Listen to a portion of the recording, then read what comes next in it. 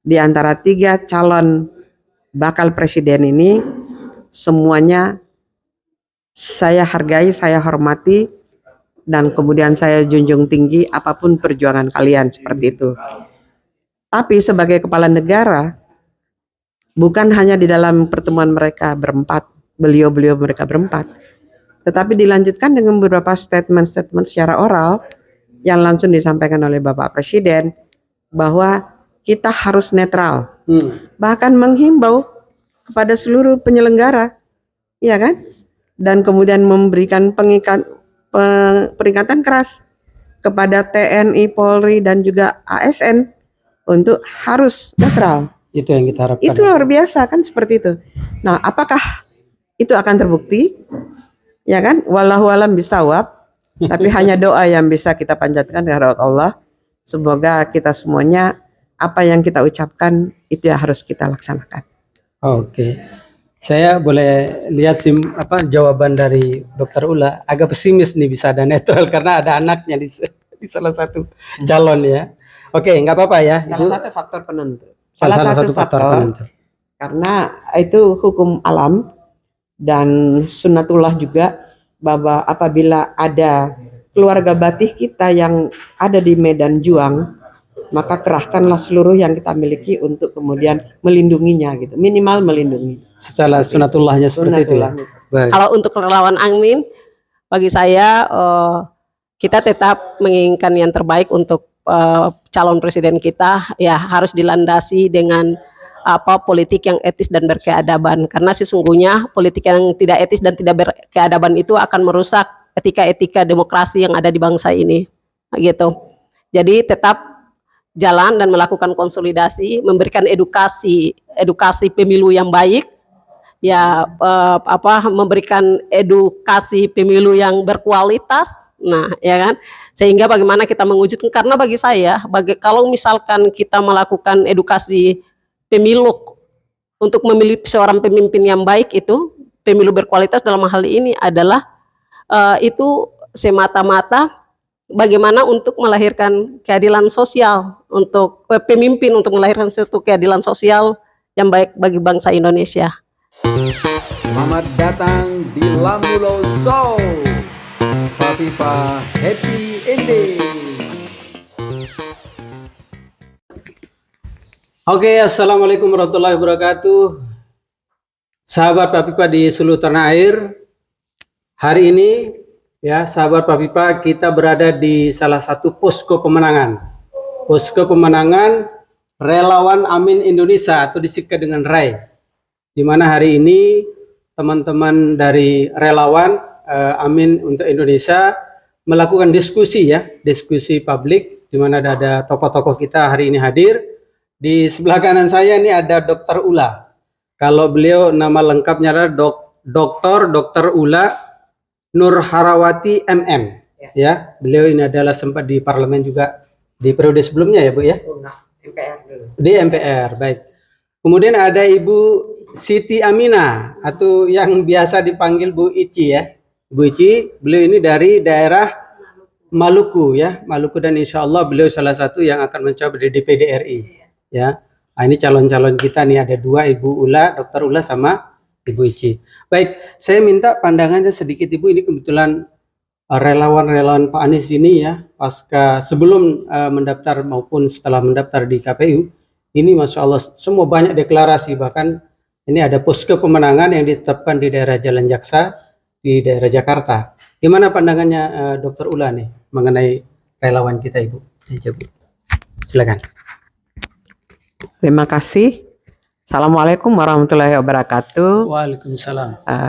Para penggemar Fafifa TV di channel ya, channel di seluruh Indonesia. Assalamualaikum warahmatullahi wabarakatuh. Waalaikumsalam.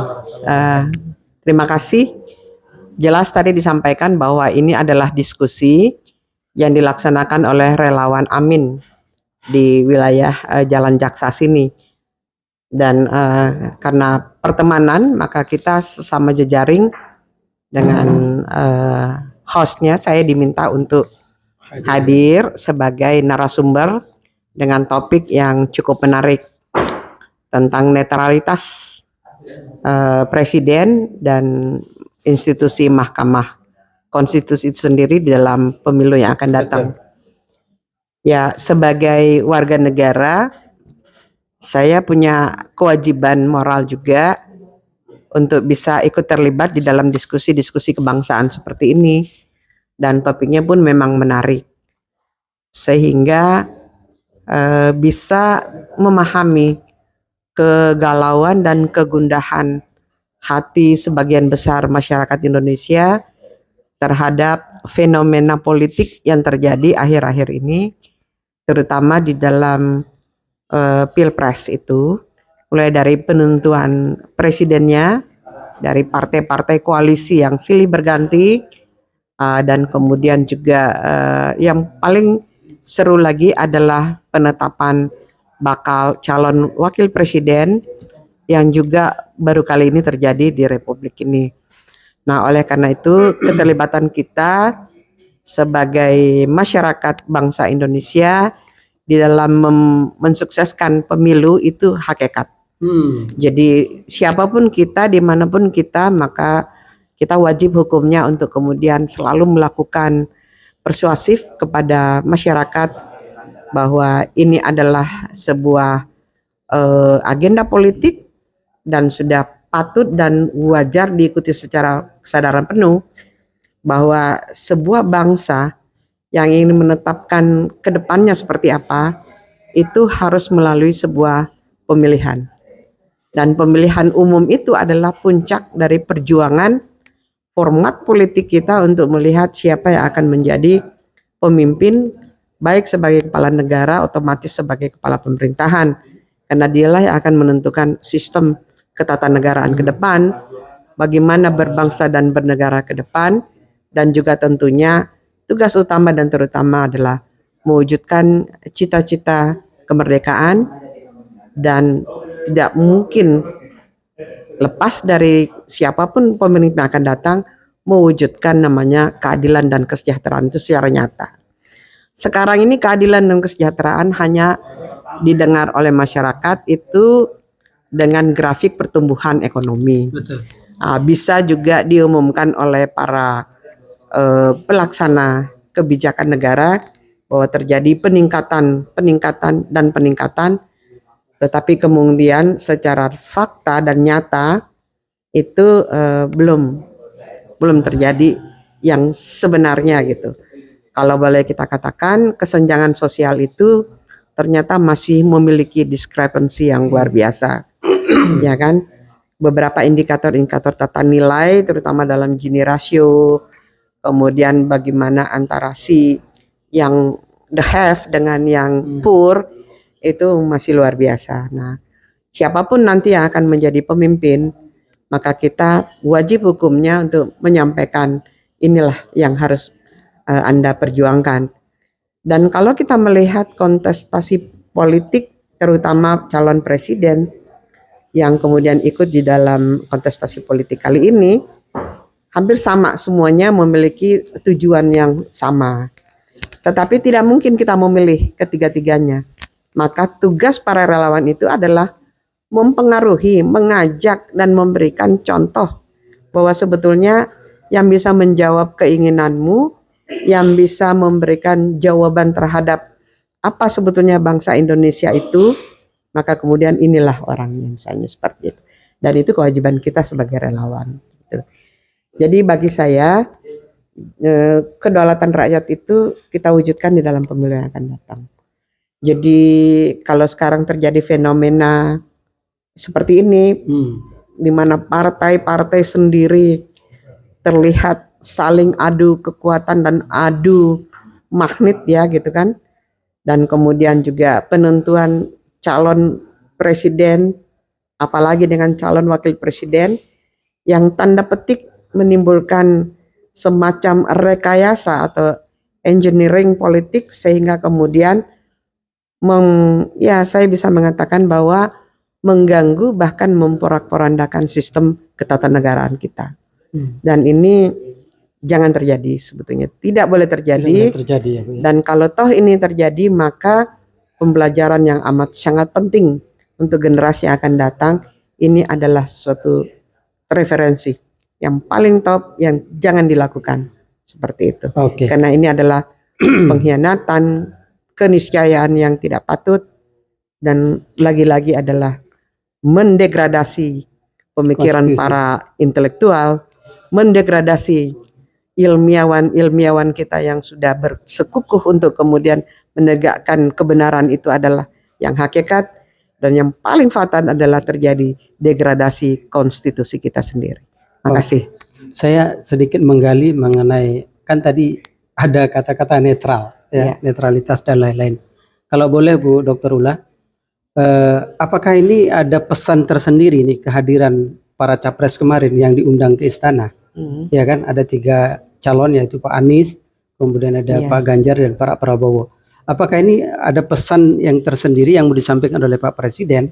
Bisa katakan bahwa, ayo lo ini loh rakyat, bahwa kami netral, kami di bawah semuanya. Tapi ada pesan tersendiri yang bisa Bu Dokter Ula yang bisa cerna di situ. Seperti apa Bu Dokter? Ya, pertama kita bersyukur ya bahwa kemudian itu dilakukan. Bahwa apakah itu simbolis? Simbolis dari sebuah pemimpin yang arif, bijak, dan kemudian ini menunjukkan eksistensi, itu silakan 247 juta jiwa penduduk bisa menafsirkan itu ya gitu.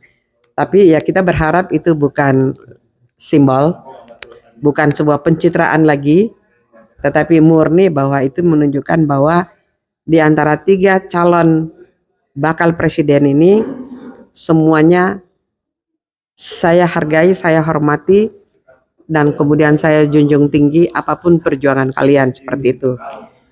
Tapi sebagai kepala negara, bukan hanya di dalam pertemuan mereka berempat, beliau-beliau mereka berempat, tetapi dilanjutkan dengan beberapa statement-statement secara oral yang langsung disampaikan oleh Bapak Presiden bahwa kita harus netral, bahkan menghimbau kepada seluruh penyelenggara, ya kan? Dan kemudian memberikan peringatan keras kepada TNI, Polri, dan juga ASN untuk harus netral. Itu yang kita harapkan. Itu luar biasa kan, seperti itu. Nah, apakah itu akan terbukti? Ya kan? Wallahu alam bisawab. Tapi hanya doa yang bisa kita panjatkan kepada Allah. Semoga kita semuanya apa yang kita ucapkan itu ya harus kita laksanakan. Oke.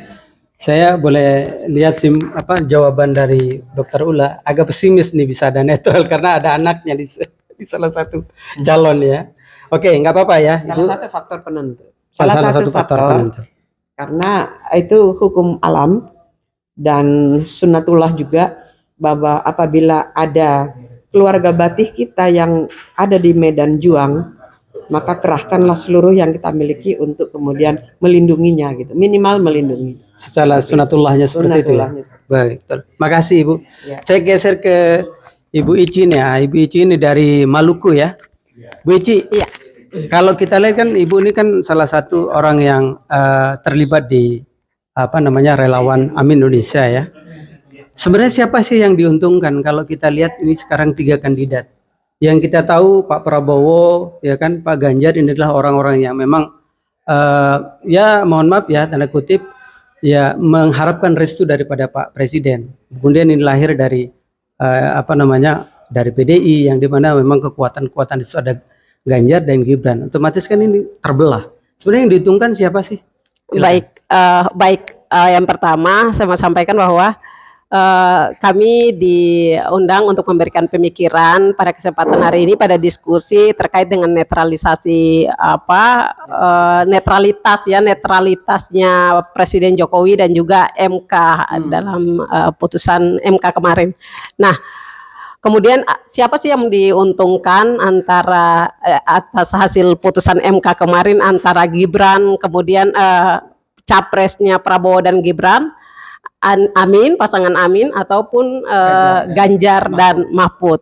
Nah, kalau saya memang mari kita lihat dulu, kita lihat tahapannya dulu tadi, bahwa sesungguhnya kalau misalkan putusan MK itu ini sehari, dan itu juga mengagetkan seluruh masyarakat Indonesia dari berbagai kalangan gitu, baik itu dari mahasiswa, praktisi hukum, politisi senior juga kaget gitu kan, karena proses ini begitu cepat.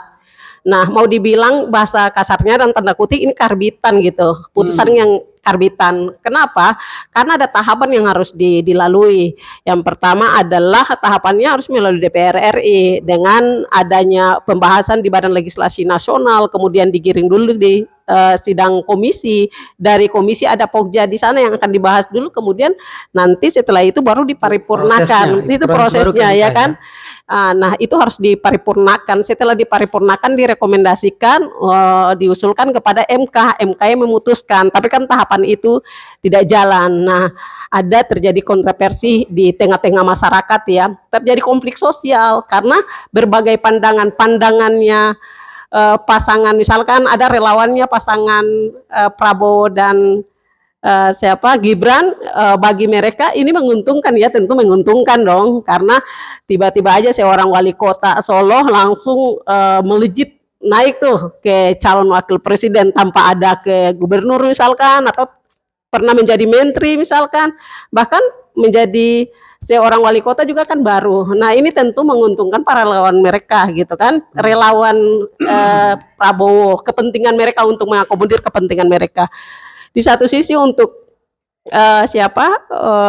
Ganjar dan Mahfud tentunya juga merasa kecewa dengan putusan ini, karena kita tahu bersama dan publik tahu itu bahwa Gibran ini terlahir dari PDI dan menjadi wali kota karena rekomendasi PDI, peran pentingnya PDI di dalamnya, ada kekecewaannya di sini.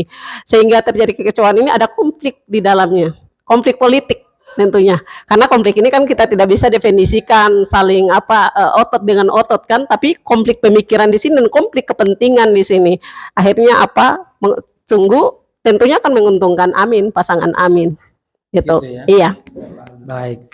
Jadi sahabat Pak Pipa, tadi kita dengar analisa dari Ibu Ici bahwa memang yang diuntungkan ternyata ya, Amin ya. Karena memang di sana udah pasti pecah suaranya seperti itu ya. Iya, tapi di satu sisi juga Mas, perlu kami sampaikan bahwa di satu sisi menguntungkan pasangan Amin, tapi tidak menutup mata dan analisa juga dari relawannya Amin bahwa ingat loh, si Gibran ini adalah partai PDI, tapi kenapa sampai sekarang PDI tidak mengeluarkan secara de facto untuk ini dipecat gitu kan, sampai sekarang tidak ada putusan itu. Ini menjadi tanda kutip, apakah ada strategi lain yang dimainkan oleh PDI atau Ibu Mega misalkan dalam tanda kutip, ataukah gimana gitu. Ini tergantung bagaimana kita menganalisa hal ini, strategi politik yang ada, sehingga tidak merugikan pasangan Amin gitu. Itu yang harus dilakukan boleh kita bereforia bahwa ini menguntungkan Amin, tapi di satu sisi juga kita harus menganalisa bahwa sesungguhnya di bagian daripada strategi politik untuk melemahkan pasangan Amin gitu. Oke, saya setuju dengan Ibu Ici ya. Jadi tetap sebagai relawan ya, tentunya antisipasi ada analisa-analisa seperti yang Bu Ici sampaikan. Oke Bu, sebagai closing statement mungkin ya, sebagai orang yang mau melihat pemilu di tanggal 14 Februari ini kan kita bisa hitung dengan tinggal 3,5 bulan lah dari sekarang ya Bu ya. Apa mungkin wajangan atau harapan atau permintaan khusus lah kepada relawan-relawan Amin khususnya. Terima kasih Bu. Iya, saya kira setiap orang yang sudah terpanggil sebagai relawan pasti sudah minimal melakukan komitmen dengan diri pribadi gitu. Dengan adanya nuansa politik dan fenomena politik seperti ini, maka harusnya kita lebih menunjukkan lagi komitmen kita sebagai relawan gitu, kepada Amin sebagai orang yang kemudian kita akan perjuangkan untuk menjadi pemimpin untuk masa yang akan datang. Saya kira itu kata kunci bagi semua relawan ya, bahwa berkomitmen dengan diri sendiri adalah modal yang terbesar, karena kumpulan komitmen-komitmen inilah yang merupakan perwujudan keberhasilan tujuan dan misi kita bersama. Oke, terima kasih Bu Ici. Boleh ada yang mau disampaikan? Baik, tentunya punya harapan untuk relawan-relawan, kan semua orang menginginkan bagaimana melahirkan pemimpin yang terbaik untuk negeri ini tentunya, dan masing-masing relawan juga pasti bekerja keras, ya kan, bagaimana memenangkan apa